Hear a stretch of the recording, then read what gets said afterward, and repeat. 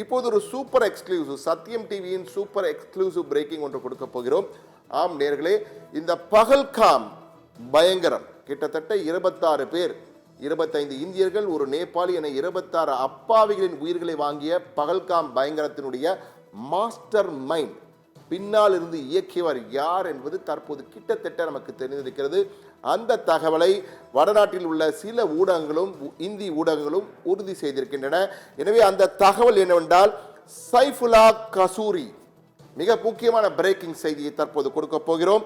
Saifullah kasuri Pahalgam பயங்கரத்தின் master mind யார் என்றால், 26 அப்பாவிகளை பலிவாங்கிய பகல்காம் பயங்கரத்தின் மூளை யார் என்பது தற்போது தெரிய வந்திருக்கிறது. சைஃபுல்லா கசூரி என்பதுதான் அவருடைய பெயர். தற்போது நாம் புகைப்படத்திலே பார்த்து கொண்டிருக்கிறோம். இந்த பிரேக்கிங் செய்தியிலே தற்போது அவர் பாதாள சுரங்கத்தில் பதுங்கியுள்ளார். பதுங்கியுள்ள தீவிரவாதி, இந்த பயங்கரவாதி பயந்து போய் கோழைத்தனமாக அந்த பாதாள சுரங்கத்திலே பதுங்கி இருக்கிறார். அந்த பாதாள சுரங்கம் எங்கே என்பதும் தற்போது நமக்கு கிடைத்த தகவல் உறுதி செய்திருக்கிறது. இந்திய எல்லை பகுதி, இந்திய பாகிஸ்தான் எல்லை பகுதியில் உள்ள கசூரி என்ற பகுதி பாகிஸ்தான் இருக்கிறது. அதனுடைய பெயர் தான் கசூரி என்று அவருக்கும் வந்திருக்கிறது, இந்த பயங்கரவாதிக்கும். அந்த கசூரியினுடைய விவசாய நிலங்களுக்கு கீழே, தற்போது நாம் பார்த்து கொண்டிருக்கிற அந்த விவசாய நிலங்களுக்கு கீழே ஒரு பாதாள சுரங்கத்தை தோண்டி அதனுள்ளே அவரை பதுக்கி வைத்திருக்கிறார்கள். அரசியல் தலைமைகள், இராணுவத்தினர் மற்றும் உள்ளூர் மக்கள் மற்றும் தீவிரவாதிகள் என அனைவரும், இந்த 4 பேரும் சேர்ந்து இந்த பயங்கரவாதிக்கு அந்த பாதாள சுரங்கத்திலே புகலிடம் கொடுத்திருக்கிறார்கள். அவன் அங்கு பாதாள சுரங்கத்திலே வாழ்ந்து கொண்டிருக்கிறான் என்ற தகவல், உறுதிப்படுத்தப்பட்ட தகவல் வந்திருக்கிறது.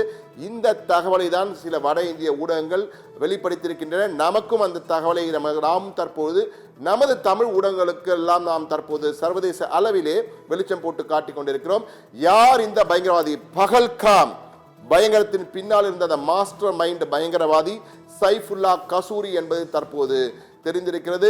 இதுதான் இவருடைய வழிகாட்டுதல் மற்றும் திட்டமிடுதலின் போர்வையில் தான் இங்கு இந்தியாவுக்குள்ளே ஒரு 6 பேர் வந்திருக்கிறார்கள். இந்த மூசா போன்ற தீவிரவாதிகள் உள்ளே வந்து அந்த தாக்குதலை நடத்தியிருக்கிறார்கள். மிக கொடூரமான தாக்குதலை நடத்தியிருக்கிறார் கூற வேண்டும். இந்த பயங்கரவாதி சைஃபுல்லா கசூரி தற்போது அந்த பாதாள தங்குமறை சுரங்கத்திலே ஒளிந்திருக்கிறான் என்ற தகவலும் தற்போது கிடைத்தது. நிச்சயமாக இவனை தேடி இந்தியா வரும், இவனை பழி வாங்குவார்கள்.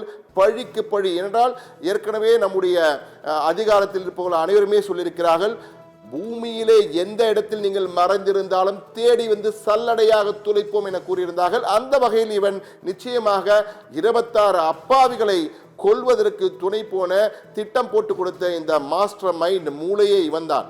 இவன் நிச்சயமாக பழித்தீர்க்கப்படுவதிலே மாற்று கருத்தில்லை. நிச்சயமாக அதை இந்திய ராணுவம் செய்யும் என்பதால் தான் தற்போது அந்த விவசாய நிலங்களுக்கு இடையே அடியில் பாதாள சுரங்கத்தை தோண்டி அதிலே இவனை பதுக்கி வைத்திருக்கிறது ராணுவம், தீவிரவாதிகள் மற்றும் அரசியல் தலைமைகள் சிலர் சேர்ந்து என்ற தகவல் கிடைத்திருக்கிறது.